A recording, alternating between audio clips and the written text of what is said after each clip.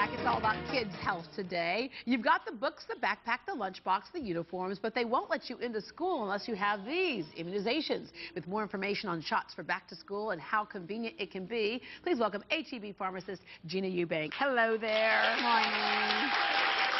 You know, a lot of us traditionally will go to our, pediatrician's office to get our immunizations, but now it's even more convenient when you can get it while you're grocery shopping. Oh, definitely. And, HEB, we give vaccinations. We give traveling vaccinations as well as we give back to school, of course, the flu, pneumonia, the whole gamut. Yeah. And for people who don't know, I think most people do know, but in many cases, your child won't even be let into school unless they have their appropriate immunization. So the first thing you need to do is check with your pediatrician to see where you are, because keeping up to date on that shot schedule can be mind-boggling. Definitely. And a lot of people, the big point of today is there's been a change in the law. And so now 7th graders are not allowed into school, possibly, if they have not received their meningitis vaccine. This is relatively new. Yes, new law, and also if they're entering college, they also are required now to have the meningitis. Reason being is that it can be deadly. Now, in addition to getting your vaccination, there are things that you can do to try and lessen the exposure, if you will, because it's highly contagious and can be deadly, as I mentioned. It is highly contagious, and it's mainly at risk in your small children, your young teens and adults, and it's because it can be passed through respiratory fluids, also through saliva. So when they're going, oh, take a bite, ensuring for... And we've all done that. How many of y'all have done this? You were a little kid, and you just put a piece of gum in your mouth, and your friend goes, oh, do you have any more? And you go, no, but you can have half of this, right? You've done it. You know you've done it. Get out of denial. You've done it. All right. But yeah, sharing drinks and stuff like that. Don't do that. And then other things that you just shouldn't do. Avoid kissing. You're going to tell that to kids in junior high and high school? Yeah.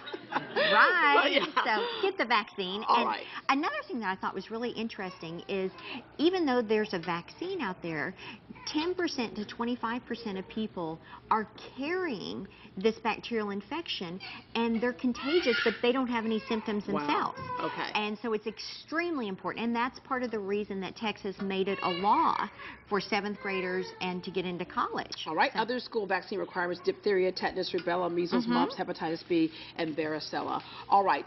Anytime something's required, that puts some people's backs up against the wall if they can't afford it, but there's things that you can do.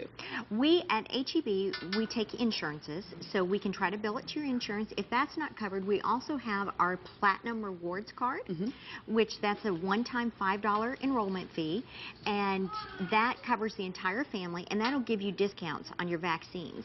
And the other thing is you don't have to pay for an office visit. Yeah, that's true. That's true. But there are some things that you might need to do to check with your doctor first, because at a certain age, you don't have to have that doctor's prescription, or how's that work? The way it works is age 14 and above at HEB, you do not require a doctor's prescription. Below 14, you do. But what I have a lot of parents do is just call their pediatrician, say, where am I at on the schedule, and then they fax their prescription to their local HEB, and then we're covered, and then you can go in and get your vaccine. Yeah. As a pharmacist, you also encourage people to be interactive in the sense that you're there to answer questions, you're there to help support doctors, and so and ultimately for that, our health. Okay, so you have the second Saturday screenings. What can people find when they go there, and what's the purpose of that? The purpose is early awareness. We want to empower people to be a part of their health. And HEB, we truly are a wellness destination with the vaccines and with the screenings. The screenings, we do the cholesterol screening, the total cholesterol, as well as the lipid panel, where it'll break down and tell you your high HDL, LDL, triglycerides. Then we do the glucose screening, blood pressure, and many people find out during our second Saturday screenings that, ooh, I do have an issue, and then they can pursue it with their doctor, and the price point is significantly lower. Yeah, you find a lot of people who go, I might be diabetic, and find out indeed that they are. And the cool thing about this, you're already in the grocery store. If they're diabetic, there are a whole line of foods that you all have that can help support them getting well. Yes, and I mean, if you can get your groceries to support your health, your prescriptions, your vaccines, your screenings, I mean, we truly are like a one-stop destination, and then we can direct you in different avenues to go to your doctor, pursue it, or, you know, do lifestyle changes just in the store where you're borderline. So yeah, and the nice thing about having it all in one place is oftentimes people get into trouble when they have a prescription over here, a prescription over there. It's not being coordinated, but you can red flag some things and say, if you're taking this, you should not be taking this with it, and things like that. Exactly, and all the HEBs are linked. So, you know, if you're in one part of town, just go to an HEB or another part of the state, and then just say, I've been to another one. And our system will automatically cross-reference and double-check that everything is okay and alert the pharmacist to have a discussion if need be. Yeah, so, whether it's prescription or if you have questions about some over-the-counter yes, items and definitely. how to use those, because mixing those with prescription drugs can also be an issue. It's a big, complex thing, and that's why we're here, to help you navigate it, okay? Gina, thank you very much.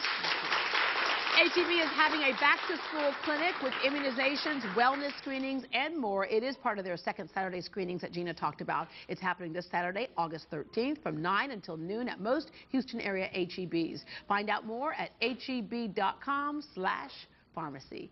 Up next, how to diagnose asthma in your child and tips on how to manage it, especially when they're away from home and off at school.